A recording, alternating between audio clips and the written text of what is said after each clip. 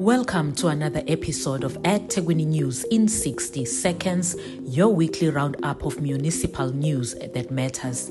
The city is proud to have hosted the Africa's Travel Indaba, welcoming delegates across the globe. President Cyril Ramaphosa led the occasion alongside Minister of Tourism Patricia de Lille, eThekwini Mayor Cyril Xaba, and a host of influential stakeholders from the tourism and business sectors.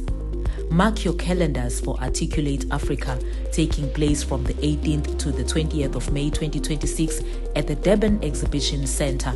Don't miss the vibrant 2026 Art and Book Fair, where creativity, culture and storytelling come to life. Durban streets came alive in celebration as Durban City Football Club paraded through the CBD following their triumphant Nedbank Cup victory. That's it for this episode. Catch you next week.